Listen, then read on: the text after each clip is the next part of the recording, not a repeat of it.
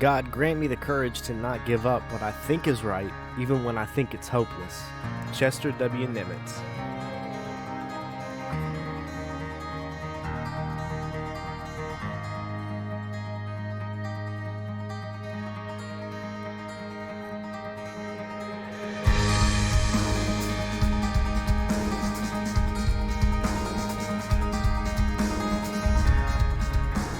What is going on, everybody? My name is Logan, and welcome to the Conservation Project, the podcast for the average Joe that still believes in life, liberty, and the pursuit of happiness. And we have a whole host of things lined up today. Firstly, we're going to be talking about China's new test of the hypersonic missile. Pete Buttigieg celebrating the supply chain crisis with his own victory lap. We're even going to be talking about the State Department's inspection into the Biden administration for their Afghanistan pullout. We're going to cap it off with talking about the 511 tactical company that might not be so 2A as they put on. But first, we're going to start off with this right here. So this episode is literally brought to you by Phoenixian.com. Let me tell you a little bit about him.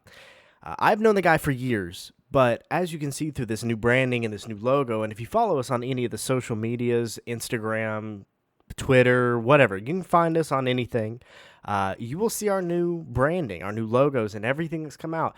Finn, as he's known, he's the one that created all of it. I have used his stuff for years. I've gotten to know the guy very personally. He is like a brother to me, but he has been a huge part of getting this branding up and running. Go to his website. It's amazing. If you need any branding done, if you need anything motorsport design, anything like that, he does freelance work, and he does amazing work. Fenixien.com. That's Fenixien.com. Does amazing work. All right, let's get into it. So, this Chinese missile test, you probably heard about it by now. Have you heard the details of it? That's the craziest part of this. When I first heard this, I thought it was a joke. And if you haven't seen it, go look it up, because honestly, the pictures that you're going to find are legitimately fascinating to me. They're terrifying. And that's part of what we're going to be talking about, because that's the whole point of this podcast is what things mean in the news, what this news all means to just the average person, the average Joe, like myself. So to start off with, this missile has nuclear capability. Awesome, of course. Moves at 21,000 miles per hour. Last time I saw, that was the registered speed of it. Now, let's be honest. I'm not trying to point fingers or go into this normal charade, this right-wing charade of blaming China for everything or calling their bluff, but sometimes it just writes itself. And I know that's heavy-handed what I'm saying. I realize that. But let's be honest here. It is what it is. It just is. This is the way they are, and they are going to be shady about this kind of stuff. So I'm going to mess his name up. I am going to mess his name up. But Zhao Lijian? I'm not really sure. He is the, what do they call him? The ambassador, the U.S. relations ambassador. He says it's not a missile, it's a spacecraft. So here's the thing with that, and I struggle with this one greatly, to be completely honest with you. And here's the reason why. Hypersonic missiles are much faster, more agile than your run-of-the-mill surface to air, anything like that. And it has been said that publicly that this has caught the U.S. off guard. Specifically, by the way, he's the foreign ministry spokesman. Zhao Lijian. I'm sorry, I'm not sure how to pronounce it. But he said during a briefing that this was a routine test that had been carried out in July to verify different types of reusable spacecraft technology. If you want to read this article, I'm pulling these quotes directly from this article. It's on BBC.com. China denies testing nuclear-capable hypersonic missile. I encourage you to give the full thing a read and look at the images. It's mind-blowing. And I'm reading this quote. This is coming from Zhao. This was not a missile. This was a spacecraft. This is of great significance for reducing the cost of spacecraft use. The whole point of this, according to them, is that it flew in low orbit. And the whole purpose of it was a carrier vessel for a much smaller projectile, which, by the way, that projectile that they're saying was just a spacecraft landed within 24 miles of its intended target. In the grand scheme, on something that moves faster than any sort of anti-missile defense can keep up with, 24 miles at that speed, yeah, that's a heck of a weapon. Now, here's where this gets really into the weeds. We're going to be talking about, what's his name? Robert Wood. He is the U.S. disarmament ambassador. And he said, quote, "We just don't know how we can defend against this type of technology. Neither China or Russia does." I'm not going to fearmonger, or I'm not going to bring any sort of undue angst into this, but it's important to know. It's important to discuss this kind of thing because, let's face it, China is very strong right now, and our military is weakening. We have people leaving in droves because of the vaccine mandates, these vast overreaching mandates, which, I'll let you be the judge on that in the military. I know people that swing both ways, but having no choice in the matter is one thing. We've discussed this. We're not going to get into this fully on this. But what is of significance is the fact that our military is weakening, not just for that reason, but I know of people who just do not want to serve under this administration. Understandably so, frankly. But here's the thing. We're at this point where China is continually growing, and the relations between the U.S. and China are extremely tense. Beijing has accused Joe Biden has accused our president and his administration of being hostile. We have to understand that this hostility is becoming a bigger and bigger threat, and it's becoming a bigger and bigger topic. And that's just the bottom line of it. But so Robert Wood, who we were talking about, this whole thing has blown up to, no pun intended. This report that was released said, quote, "The test showed that China had made astounding progress on the hypersonic weapons and was far more advanced than U.S. officials realized." On Monday, the U.S. disarmament ambassador, Robert Wood, said the U.S. was, quote, "very concerned," adding that Washington had held back from pursuing military applications for this technology. And that's when he goes to say that, nobody knows how to defend against this technology. That's a heck of a thing. I'm not saying personally that this is just going to immediately blow up in our face. Again, no pun intended. But this is something that we have to understand. Michael Shoebridge, the Director of Defense Strategy and National Security at the Australian Strategic Policy Institute, said if a hypersonic missile had been tested, it would fit a, quote, "pattern of escalation in nuclear and other strike weapons. I don't think it's more significant than China's growing missile silos or air-launched nuclear weapons or new submarine nuclear weapons," he said, "but it fits a pattern of increasing capability without transparency." And this is where he starts to poke the bear a little bit. He says transparency is an alien concept for Beijing's strategic thinkers. Those are some fighting words, especially from an Australian what was it? Australian Director of Defense. That is a heck of a thing. Another name that I'm going to butcher as we talk about this is his name is Vipin Narang, I suppose. He is the professor of nuclear study and political science at MIT. This article that I'm reading from, he caps it off with this. Quote, "One reason why the U.S. pursues counter forces and missile defense capabilities is precisely to force adversaries to invest a lot of time and resources to develop crazy experimental systems." That's the part that I don't like. We are known for having extremely stout missile defense. I have worked in that realm before. I have been around that realm. People near and dear to me work in that realm. This is This is a big, big deal when it comes to national defense. There's a reason why we have such a stout defense. If you look, the majority of our domestic defense, specifically missile defense, comes from Alaska. A lot of this stuff is placed up there because it's strategic positioning from a attack from the east, the eastern countries, because they're going to have to come from the west. I know that was horrible phrasing, but you know what I'm saying. Asian countries, they were to attack with missiles. It makes sense to go along the north.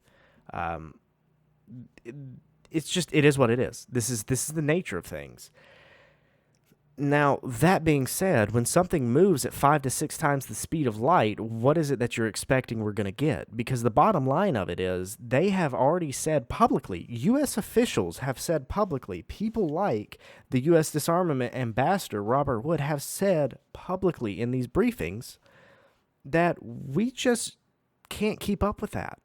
It moves so fast that if that were to launch, we couldn't target it. We couldn't counteract that fast enough before it broke through our lines of defense. Our tracking won't pick it up. This is public knowledge. And like I said, I'm not going to spend too long on this right here. I don't feel like I really should. This has become public knowledge, and there's a lot of podcasts talking about it. There's a lot of news organizations talking about it. And I don't want to drown in it, but like I said, the whole point of this podcast is to talk about the repercussions of things on the day-to-day scale, the day-to-day life that apply to the average Joe. As I sit here in my house at my desk, I can't help but tell you that this is something I want to keep an eye on. This is concerning to me. This is something that I would like to pay attention to. That's a big deal. It just is. We can flutter around the subject as much as we want, but the bottom line is talking about China and their capabilities right now is not what a lot of people in the mainstream left are calling this Chinophobia or whatever they're calling it now, because this is stuff that we need to talk about. And the increasing angst and intensity between our two countries is something that we need as American citizens, one, to be aware of, and two, to have our executive branch have some sort of accountability for. And accountability is what we're going to get into on the next topic, especially talking about the supply chain crisis, because there's a lot that we have to talk about with this. Because there's just been no accountability whatsoever. This is part of the stuff that we have to deal with as citizens of the United States of America right now. We need to discuss this stuff because we have to hold our elected officials accountable. So like I said, speaking about the accountability aspect here, we have to talk about what's going on with the supply chain crisis. If you haven't seen the amount of ships that are off the Los Angeles coast right now, you need to stop what you're doing and take a look at this. If you are not familiar, which I don't know how you wouldn't be, about the supply chain issues that this country is having, you have to get informed with this. This is indicative of a much larger problem with a lot more layers than most people in our executive branch and in our modern politics are willing to talk about or want to talk about. And pushing them into a corner right now needs to happen. Perfect example of this, our United States Transportation Secretary, Pete Buttigieg, which if you've been in any sort of political realm, you know his name, you know it's come up, you know why it's come up. He said publicly that he doesn't expect this crisis will end anytime soon. Quote, he actually says, quote, it will continue into the next year. This is like I said, this is indicative of a lot of things, not to mention the fact that we are having a consistent inflationary period right now that is starting to ease off, but the predictions of most economists and subject matter experts in this are expecting this around the December timeframe to kind of hover out at the 5.2% inflation. That's a big deal. And that's going to connect with this, especially when you have people like Pete Buttigieg who are not taking it seriously whatsoever. And I'm not here to badmouth somebody, but he has not, on his own front, held up his end of the bargain on anything he has ever done for the citizens of the U.S. He was, I believe he was a mayor, not a particularly good one. He never even got, potholes filled in. Like, he's known for slacking at the line of duty. But I'm going to read some quotes from foxbusiness.com, and I'm going to just go ahead and preface this with, when I go and get these quotes and get these resources, I'm not getting them from websites I trust or agree with. So if you hear things like Fox, whatever, CNN, MSNBC, whatever, I'm not going there for their opinion pieces. I'm going there for whoever got to these articles first and was actually able to give me direct quotes and proof of these quotes themselves, be it through providing clips or whatever. All I'm looking for is not these opinion pieces. I'm looking for the actual words out of the mouths of the people that we're talking about. Just wanted to preface that a little bit. But back to Pete Buttigieg. So he says, quote, certainly a lot of challenges that we've been experiencing this year will continue into next year. Look, part of what is happening isn't just the supply side, it's the demand side. I'm going to stop this right here real quick. I gotta jump in on this because we're going to finish the rest of this quote. But this, and you will understand as this quote goes on, this is the most backhanded thing I've ever heard somebody in the public eye say, except for some of the garbage that's been coming out of our president's mouth. Because let's be honest, this is a man who threatens his own citizens, and he's put somebody like Pete Buttigieg in here who does the exact same thing. He's actually blaming it on the, quote, demand side.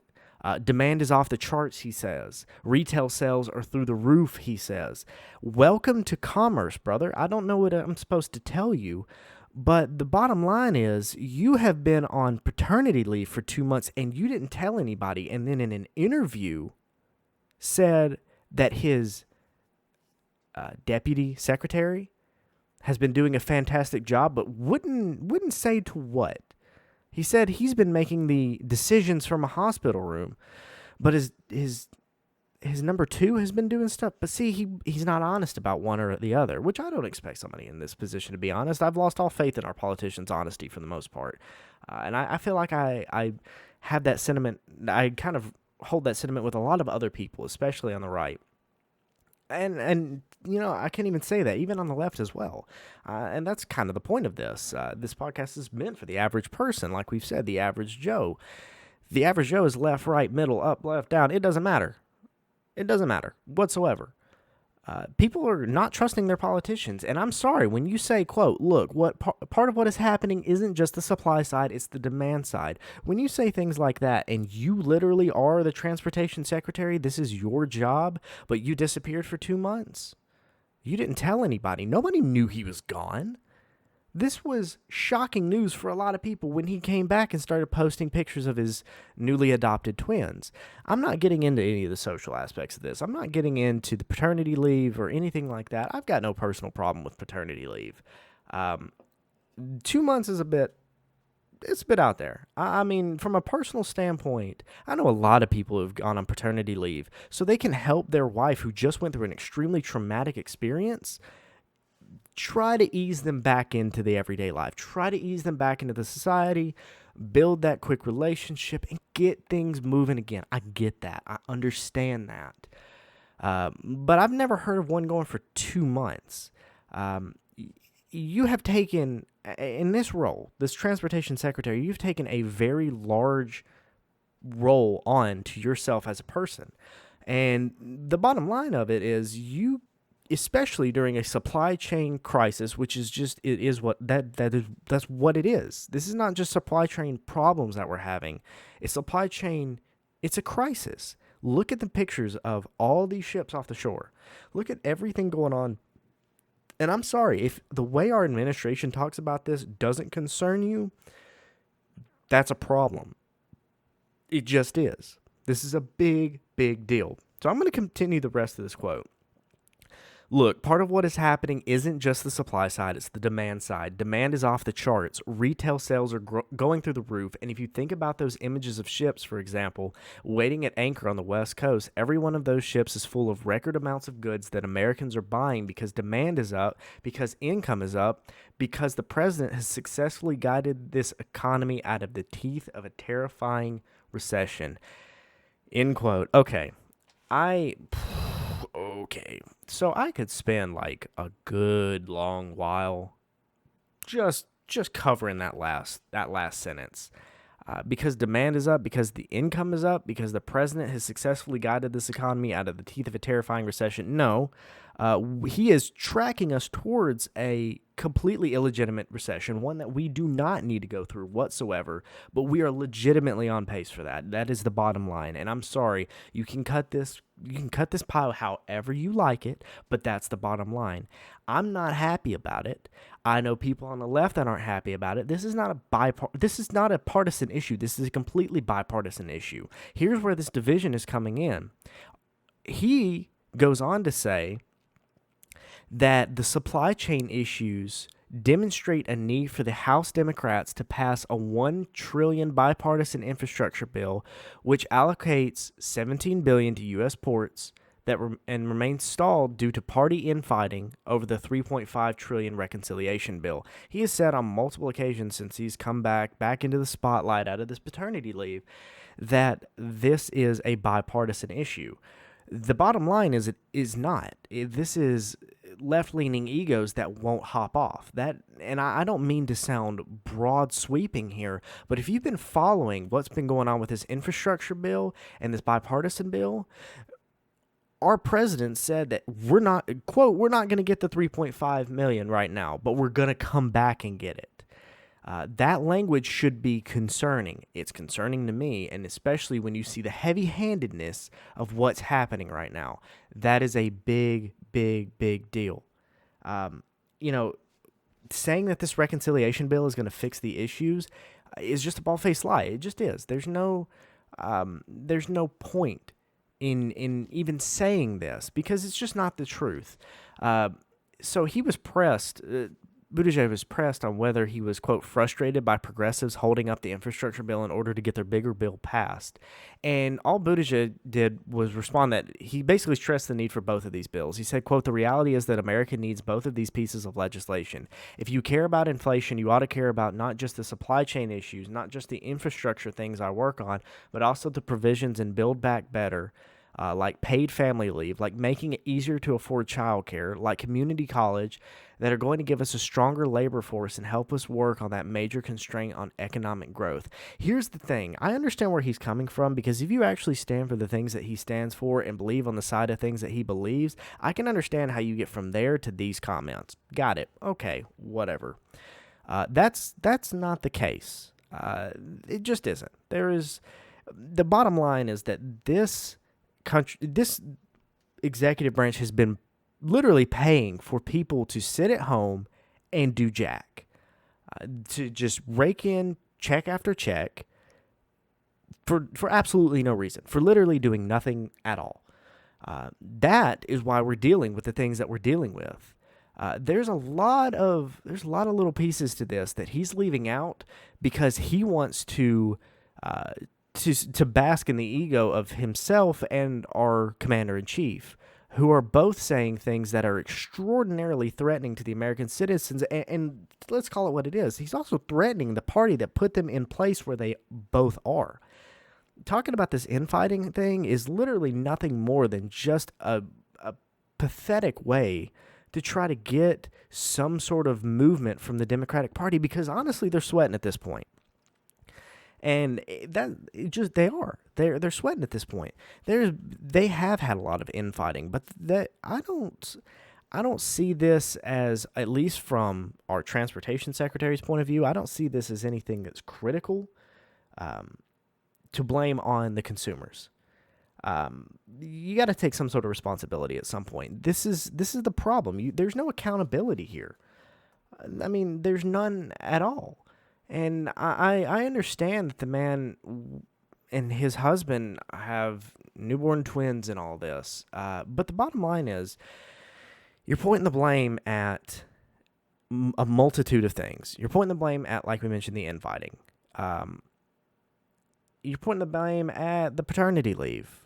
Last I looked, he said that he was not, I don't even remember what he said. He was basically calling out some Fox News anchors about comments they made about him, which to me to be completely honest with you, just sounds like he's being really defensive. I don't really see any point in, well, frankly, in any of this. I think the guy's just being defensive because he is completely letting down the roles of his job. He is. I can't cut this cake any differently. I have to pick my words delicately especially when I'm talking about this paternity leave and the fact that he called it maternity leave. The bottom line is, he is a upper crust, person in the transportation department. He is the number one there. He was a former Democratic presidential candidate. There's a lot of things on his side here for genuine stability. His husband is an author. They're doing just fine. And I don't really understand how we can get from his paternity leave to him making excuses for the fact that he hasn't done his job. And again, I'm picking my words delicately here because I'm not trying to bash the man for wanting to spend time with his new kids. And I'm not getting into this. There's no point in it. We stand for Christian conservative values. That's what this podcast is about. I think we all know where we stand on this kind of stuff, but I'm also not about to blatantly bash a man for no actual reason of the topic we're talking about. The bottom line is this man is the transportation secretary for the United States of America, and he's not doing his job. And then when he goes AWOL for 2 months, he comes back pointing fingers and still isn't doing his job. And then when he's called out for not doing his job, he says that it's because of infighting in his party, which he ran for president based off of.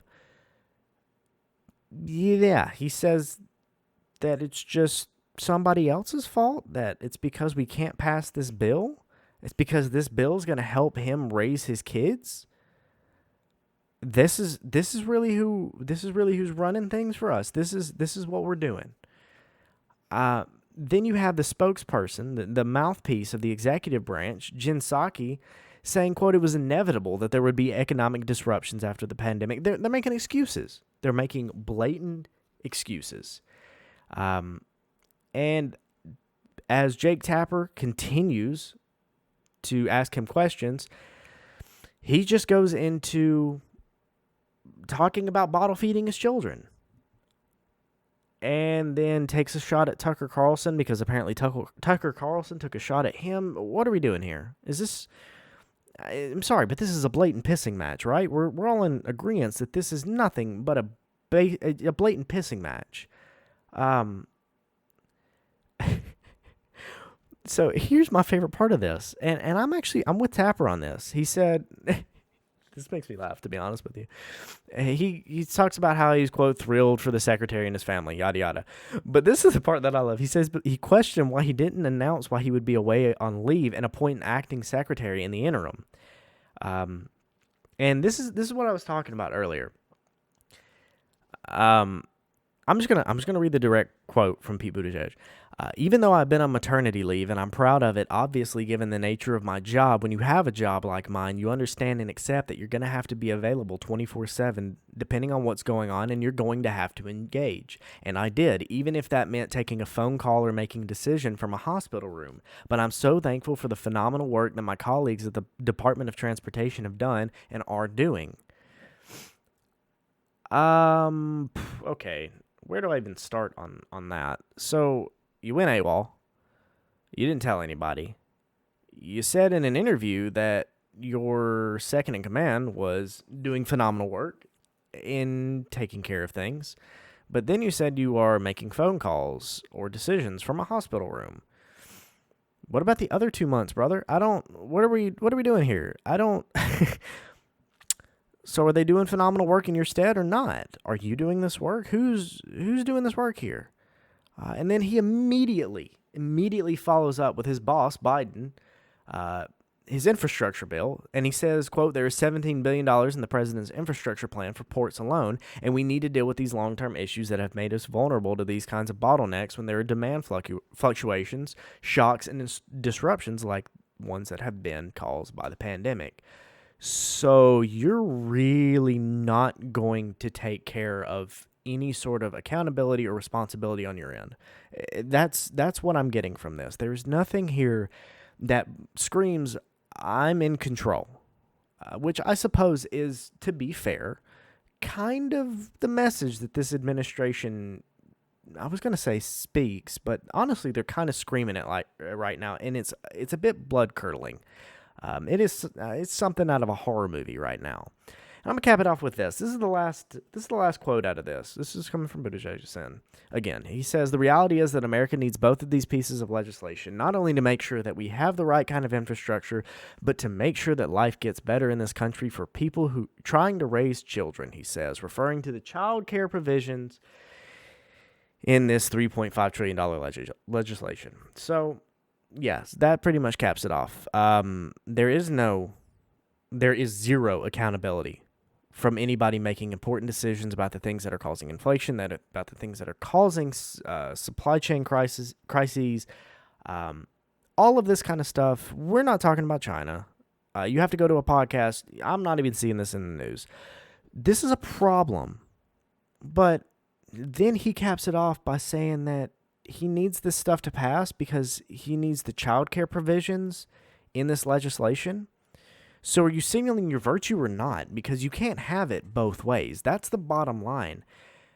You either have to stand on the roles that your job requires, or you need to back off. That's the bottom line. Because you can't say that all this stuff is happening, that's happening is inevitable, not do anything about it, and then say we need to give up $3.5 trillion, and then just kind of squeeze in at the very last moment that, oh, it'd also be nice to pass this because it would help me with the child care provisions. I got a problem with that. I don't know. Maybe it's just me. Anyways, I can't linger on this any longer. I'm just going to rant some more. So, let's move on to the next topic.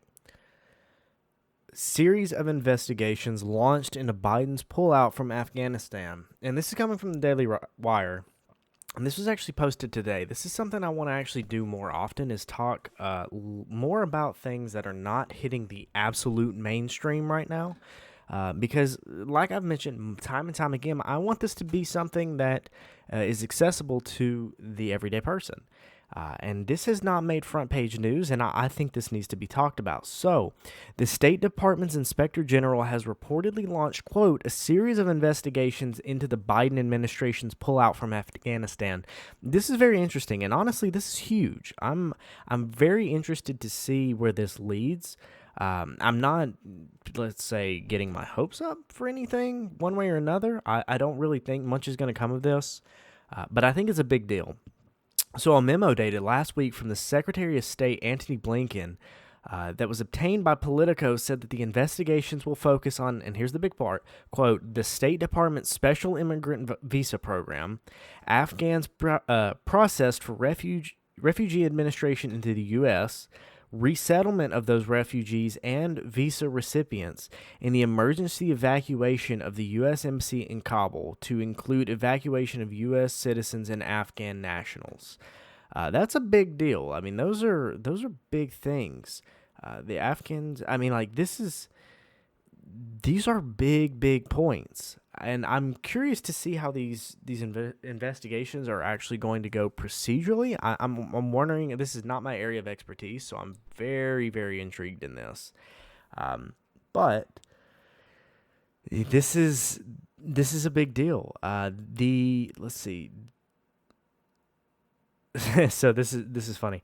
The state OIG spokesperson Ryan Holden downplayed the news, insisting that the quote reviews and that they are quote reviews and not quote investigations. You kind of have to take what you believe from this. From everything in the official phrasing, they're investigating the actions. You can put whatever verbiage you want on it, review, investigation, looking into. It is what it is. This is how it's how it's supposed to operate. Something questionable happens, we should review it. We should investigate it. It is what it is. But Holden goes on to say that State OIG notified its committees of jurisdiction today of planned projects in the areas you mentioned. This work will be conducted in coordination with other members of the IG community. However, it's inaccurate to say that these projects are investigations. We indicated to Congress that these projects will be reviews. You had me up until that last sentence, brother. I gotta be honest with you. We indicated that to Congress that these projects will be reviews. You could have chose literally any other phrasing or any other word. Could have just left Congress out of it. Probably would have just believed you. You didn't have to try to insist that you made things clear with Congress. Okay. Anyways, the report says that the inspectors general from other departments were likely to launch investigations into the chaotic events that unfolded under Democrat President Joe Biden's leadership. So yeah, you really need to read this. It's on dailywire.com. There's not much left in this. But, this is important. The fact that this is happening is extremely important. The bottom line is there's not much to cover on this.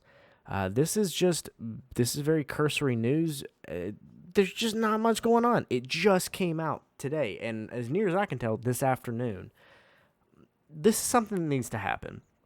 And honestly, I really hope that this reaches more veterans, especially Afghanistan veterans, who are struggling with this kind of stuff. I know some personally, and if they haven't heard about what's going on, they need to hear about this. For no other reason than the fact that finally, for the love of all that's holy, finally, we're getting something looking into our president's horrible, botched evacuation and pullout from Afghanistan. This modern Saigon incident is not something that we should be overlooking, and it's despicable. It's utterly despicable that we're still in a position where speaking out about this is silenced, and that this has just broken away from all of the mainstream news. I'm not seeing this on social media either. Twitter, if you bring this up, you are lambasted. I mean, Twitter's a cesspool anyways, but hey, there's a lot of people in here that are really going out of their way to not go out of their way. That's a problem. Accountability is a severe, severe issue that this nation has that they are not doing anything about. And I'm getting riled up in this, but there's reason for it. You look at Pete Buttigieg, you look at our entire executive branch, and none of them want to hold any accountability for the roles that they fill and the decisions that they make. Now, if I were to go for 2 months and not tell anybody from my job, go 2 months from my job and not tell anybody, how long do you think it would take for them to, A, contact me the first time, and B, fire me? If I tried to come back at the end of those 2 months, they would laugh in my face. I don't care who it is. And the fact that that same person is wholeheartedly supported by the President of the United States during an actual national crisis where that person who took a 2-month hiatus with no communication just suddenly comes back in the midst of a crisis that is under his jurisdiction. That's allowed? We're allowing that. Just to clarify here, that's okay. Our president's allowing that. That's a problem. There's no accountability. Nobody at the top is saying, I did this. I made this error in judgment. I made this mistake. Here's what we're going to do to fix it. We're still blaming past administrations. We're still having these Freudian slips about Obama's plan. We know that our president is still basing things out after Obama's plans. These are problems. We need accountability. We need our elected officials to do the thing that they were elected for. I can only rant about this so much, but the bottom line is this: what I'm saying is objectively true.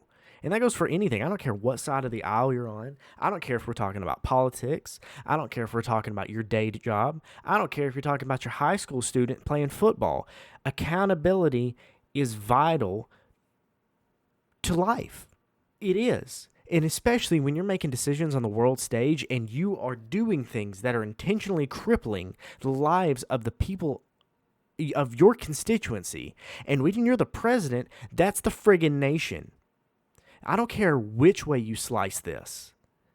If there's no accountability and you're not saying, I messed up, but we're going to fix it, I would much sooner trust this man to if he would admit his own mistakes and say, here's how we're going to fix them. Not by pointing fingers, not by shirking the responsibility or the blame onto somebody else, onto somebody lesser than him, in air quotes. This is garbage. And we as the American people need to hold these people to the standard of the office that it requires. It is asinine that we have to have this conversation. It is asinine that we're having to have the conversation about people losing their jobs because they don't want to make a very private health decision in public. And it's even more despicable that we're doing this at a rate that is unforeseen and is unparalleled to anything that we have ever experienced in this nation. This is pathetic. This is not a conversation that any of us should be having to entertain. This is not something that any of us should have ever had to predict or be labeled as conspiracy theorists when we said it before that it was going to happen. But we were out in our communities, in our jobs, in our circles, lost friends over it, lost jobs over it. This should not be happening. But because our President of the United States refuses to hold any sort of accountability for any of the things and the decisions that he is making and can't do anything other than point the finger, there's a problem. It's our time to uphold the foundations that this country was based on. This is not radical thinking. If this is radical thinking, then it explains why they're trying to throw out the Constitution. Why they're trying to throw out so many of the things that we built this country on. Because it's easier to label somebody like me a radical for agreeing with the Constitution. I'm very pro 2A. We're going to talk about that here in a minute. We're going to talk about that heavily here in a minute. This should not be something that's worthy of outing somebody and trying to dox them and trying to cancel them. That's a problem. That's a huge problem. There's not much more I can say about this. We're going to update this as it goes on. We don't know where this is leading. These investigations might go somewhere, they might go nowhere. I think we both know that this is... it sucks. There's a good chance that this doesn't go anywhere. But thank God something's being looked into. All right, last topic we're going to get into. I mentioned the 511 company, 511 Tactical Company. I have bought stuff from them. They are known for being at least partially 2A. And for those of you who may not understand, 2A, Second Amendment, supporters of the Second Amendment, supporters of gun rights, etc., etc. You say what you will, but this is important. These companies who are actually willing to stand up and stand out for the things that this country was built on, gun rights are human rights. It's true. Gun rights are absolutely human rights. Without the Second Amendment, we cannot defend and protect the First. Now, again, things that are going to sound radical, but think it out. Because that's literally how this whole joint was formed. I don't know what to tell you. If you're not buying into that one, something's gone wrong because there's nothing to buy into. That's just the nature of the way things are. Anyways, 511 Tactical. If you go onto their Instagram, you'll find across the top purpose-built clothing, footwear, bags, and tactical gear for life's most demanding missions. Hashtag always be ready. Okay, I will tell you, I used to love this company. I really did. As I've mentioned, most of my working life, I work security. I have done security at a lot of different things. I love the job, to be completely honest with you. I would go back into it right now if it was actually feasible for me in my position. But it's not a career, at least not in my area. And as much as I loved it, unless something bigger opened up, it's not really worth the time right now. There's not a lot of money to be made with it, but the city's growing, so hey, who knows where it'll happen. Anyways, always be ready. Hashtag always be ready. I love that. Like I said, I'm big in the 2A community. Learning how to appropriately and properly handle a firearm, learn how to use it, not just learning how to use it, but learning when to use it. Taking courses, having actual certified instructors teach you how to do things is of utmost importance. Now, I'm from the South. I don't know a lot of people that don't carry, okay? It just is what it is. But I understand why there's a lot of people who disagree with that. I'm not going to get into that. We are going to have plenty, I assure you, we are going to have plenty of gun conversations. And I would love to bring in people who are anti-gun and have a conversation with them on this podcast. I'd adore it. I just would love that opportunity. Not for some blatant pissing match of I want to win an argument. I would love for more people to have actual conversation about this. And that's kind of where I'm leading this into, because 511 Tactical is known for outfitting this kind of crowd. People who feel like I do. This is the bottom line, is they are viewed as a very pro 2A, you go onto their website. I'm on it right now. You go to their men's section, you're going to see plate carriers. You're going to see all sorts of stuff, range gear. I mean, all sorts of stuff. Like I said, I own some of this because of the time spent in security. But I'm looking right now at battle belts, pistol cases, shotgun ammo pouches. I mean, good Lord, they have a G36 magazine pouch. That's insane to me. You don't see that just anywhere. And then you go to their patches. There's ammo patches, United Tiger patches. It's literally the United States with a tiger striping on it. Range patches, home on the range patch. I'm telling you, they feed into the 2A crowd. But here is the craziest part. As our wonderful, sane president says, the AFT, the alcohol, tobacco, firearms, all that good stuff. So they posted on their Instagram today, which I am not inclined under any circumstance whatsoever. I'm not inclined to support the ATF, but every now and then go on their Instagram page, because honestly, this is levels of comedy that I haven't seen in quite a while. Whoever's running this account is, well, they're very separated from the reality of the situation. And the comments prove that. Anyways, what I'm getting at is, sorry, I had to take a minute to at least bash on the ATF a little bit. Come on now. Anyways, if you go on to their most recent post today, they are talking about, it's the post with 3 ATF police officers standing in kit. They have their body armor on. And it talks about a Florida man receiving a 30-year federal prison sentence for armed robbery of multiple businesses. You'll know it when you see it. But for those of us who train in this realm, who train with our firearms, who go to classes, instructors, all this, plate carriers are not anything weird or unnatural. Even as a civilian, this is not a strictly military or law enforcement thing. In my realm, there's a lot of my friends have plate carriers.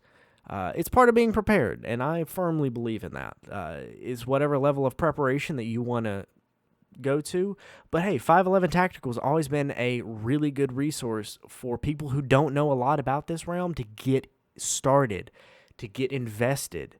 And as it turns out, same for the ATF, because if you look at this picture, all three of these guys are actually wearing TacLite 511 Tactical body, like plate carriers. You can even see some of them. I believe the guy on the far right, I believe it is one of these. I believe one of them is actually wearing some of the hex grid stuff. That's kind of crazy. Maybe I'm just insane or paranoid, but that is a gutsy thing from 511 Tactical, just outright, openly outfitting the ATF. I understand that they're a very outwardly pro 2A company. ATF doesn't really fit that bill. I don't know if they've gotten that memo yet, but there was this whole big thing about the the Chipman thing. Did somebody at 511 miss that? Because you scroll down a little bit and you see Clint Emerson, of the author of 100 Deadly Skills. He was a retired Navy SEAL. I have followed this dude for years. He is a phenomenal resource on learning about ways to protect yourself on a day-to-day outlook, on a day-to-day scenario. These are the kind of people that 511 bring in, and there's a reason that they're considered very pro 2A. Plus, every third freaking post shows a gun of some sort. I am literally, as I'm speaking, looking at a man use a minigun, like an actual minigun, top-mounted minigun on 511 Tactical's page. And then you scroll up from that, and the very next post is this it's body armor. It's a plate carrier. But yet we're supporting the ATF, are we? Is that what we're doing? I'm just wanting to clarify this. Now, I got curious. And I went onto their website, and I wanted to look into the company info. And if you scroll all the way to the bottom, you'll see about, careers, locations, yada yada, press releases, and the social responsibility tab. I love that one in particular. Here's the thing. I don't see anywhere at all that they have any sort of outward support for ATF. Law enforcement is one thing, but you can't just be this quote unquote pro 2A and not be at least semi-transparent about the whole ATF association. I'm not ragging on 511 for what they're doing, and I realize it probably sounds like I am, but I'm really not. They have great law enforcement gear. I mean, they genuinely, they really do. Like, they have great gear, but I have been through this entire freaking website, and I don't see anything that mentions ATF at all. But if you go to their social responsibility, their third section, third subject is compliance with laws. Factories shall operate in compliance with the law respective to each respective company, yada yada. Compliance with laws, and just to clarify, you're supporting the ATF because one of these things just doesn't belong. You can't sit here and preach all of the stuff that we're talking about here. I'm sorry, you can't support the ATF and support Pro 2A. I know I'm drawing a very distinct line in the sand here. This is one of those hills I'm okay with dying on. I don't know what to tell you, but that is God's honest truth. I cannot with a straight face look at anything that the ATF has done and go, yep, that's Pro 2A. I wrote my comments about the brace legislation they were trying to push. I wrote my comments against Chipman. That's what an informed citizen should be doing. And I'm curious to how many of the people in the 511 Tactical Company took those measures and took those steps as well. Because again, if you're going to sit here and support the ATF and you stand behind the things that you say you stand behind, you've lost the meaning of your own business. I'm just going to be blunt here. You've lost the meaning of the very thing that you stand for, and let's be honest, they're doing this for a paycheck. That's honest. Like, that's what the bottom line is. They don't. I can't look at this company anymore and go, yep, they have my best interest as a citizen, as a Second Amendment supporting citizen in mind.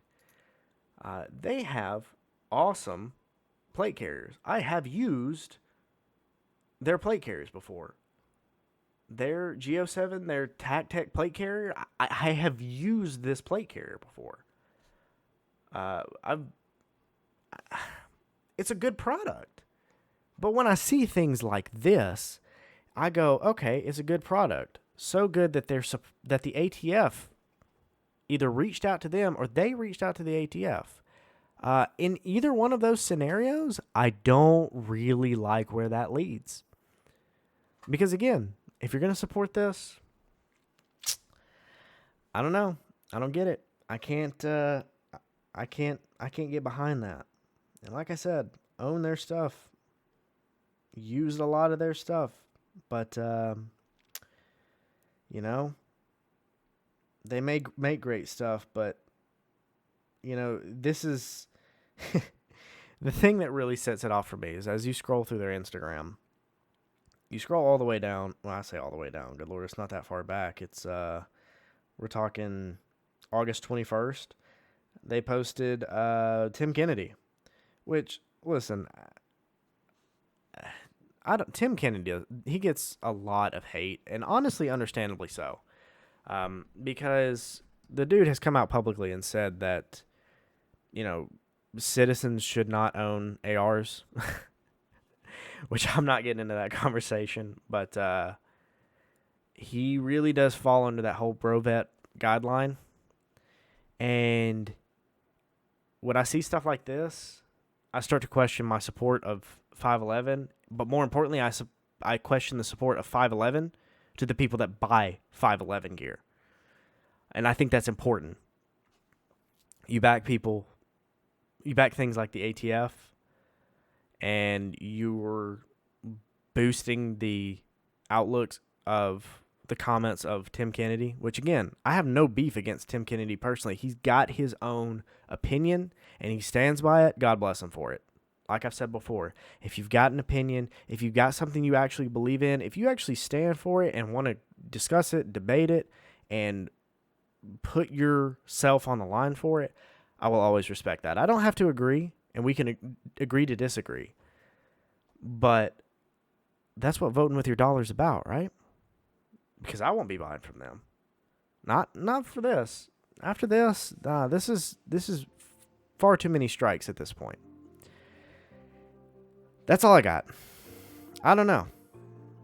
Those are the topics I got. I'm going to end on this. Something to think about. Proverbs 4:23. Keep your heart with all vigilance, for from it flow the springs of life. Look it up. Look up different translations. Proverbs 4, verse 23. Keep your heart with all vigilance, for from it flow the springs of life. I love it. But that's all I got today. I appreciate. I'm shocked at the numbers we've had so far. I am extremely grateful of all the people that have been listening in, and actually the people that have been continuing to listen in. That's incredible. Thanks to Finn again. That sounds weird. Phoenixian, thank you again. He supported me for years. He does amazing work. If you need branding done, hit him up. Amazing prices, amazing work. But yeah, that's all I got. Check it out though. Proverbs 4:23. Think on those quotes too. Nimitz had something going on, man. He was right with that. Thanks everybody for listening. It's been another episode of the Conservation Project, the podcast for the average Joe that still believes in life, liberty, and the pursuit of happiness, and that we are still one nation under God. Thanks everybody.